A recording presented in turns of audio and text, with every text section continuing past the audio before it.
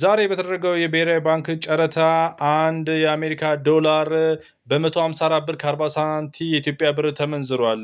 ይህም እንግዲህ የኢትዮጵያ ብር ላለፉት 2 ወራት ከተደረገው ጨረታ አንጻር 10 በመቶ እንደቀነሰ ዋጋው ለማወቅ ተችሏል። ይህ የዋጋ ቀነሳ በተከታታይ የኢትዮጵያ ብሔራዊ ባንክ ባደረጋቸው ጨረታዎች የታየ ሲሆን መንግስት በወሰደው ስትራቴጂ መሰረት የኢትዮጵያ ብርን በጊዜ ሂደት በማቀነስ ዋጋውን በገበያ እንዲመራ ያደረገበት እንደሆነ ይታወቃል። እናም እንግዲህ ይሄ የዋጋ መቀነስ በኢትዮጵያ ብር በተለየ ለሀገራችን ምን አይነት ዕጣ ፈንታ ይዞ ይመጣል የሚለውን በአጭሩ ለማብራራት ከሁለት አንግል ማየት ይቻላል።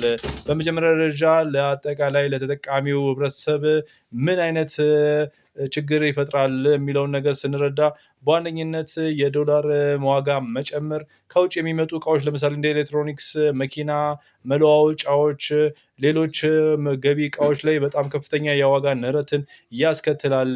በሌላ በኩል ደግሞ የምርትን ዋጋ የማምረቻ ዋጋን በመጨመር የእቃዎችን ውድነት የዋጋ መጨመር የሚያስከትል ሲሆን ምናልባትም ደግሞ የትራንስፖርት ላይ ከእንደገና የቤት እቃዎች ሸመታዎች ላይ የሚደረጉ አንዳንድ ከውጭ ምንዛሬ ጋር የተገናኙ እቃዎች ላይ የዋጋ ንረትን በከፍተኛ ሁኔታ ሊያባብስ ይችላል ማለት ነው። ይሄ የብር መዳከም ማለት ነው።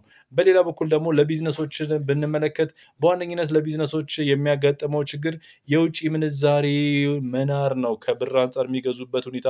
እናም የውጭ ምንዛሬ እጥረትን ነው ሊያስከትልባቸው የሚችለው። በተለይም ደግሞ የማምረት ላይ እዚህ ጋር ማምረት ላይ የተሰማሩ ቢዝነሶች ከፍተኛ ችግርን የሚፈጥር ሲሆን ይሄም የብር መዳከም ሌሎች አማራጮችንም ካልፈለጉ የዋጋ ንረትን ለራሳቸው ላይም የዋጋቸውንም በጣም አፌክት የሚያደርግባቸው ከተወዳዳሪነትም የሚያርቃቸው ይሆናል። በተለይ ደግሞ እዚህ ጋር ከፍተኛ ችግር ሊደርስባቸው የሚችሉት ከውጭ ምንዛሬ ጋር የተገናኙ ቢዝነሶችን ነው። በተለያየ ከውጭ የሚመጣ ጥሬ ዕቃን የመለዋወጫ ዕቃን የሚጠቀሙ የሰው ኃይልን ባለሙያን የሚጠቀሙ የሀገራችን ቢዝነሶች ክፉኛ ይጎዳሉ ማለት ነው።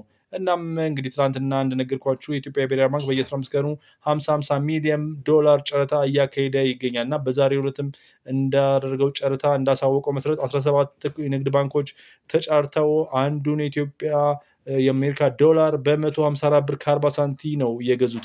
ይሄም እንግዲህ ከሁለት ወር በፊት ከተደረገው ጨረታ 10% የዋጋ ዝቅ ማለትን አሳይተዋል። እንደምታስታውሱት ባለፈው 2 ወር በፊት በተደረገው ጨረታ አንድ የአሜሪካ ዶላር 145 ብር ከ10 ሳንቲ የኢትዮጵያ ብር ነበር የተዘረዘረው። አሁን ግን በ154 ብር ከ40 ሳንቲ ደርሷል። በሚቀጥለው ምን ሊመጣ እንደሚችል አናቅም። ነገር ግን ለዚህ ሁላችንም ግንዛቤ ኖሮን የራሳችንን ዝግጅት እንድናደርግ ነው በዚህ መረጃ ለመስጠት የሞከርኩት። ለዛሬ ይሄ ነው። ሰላም።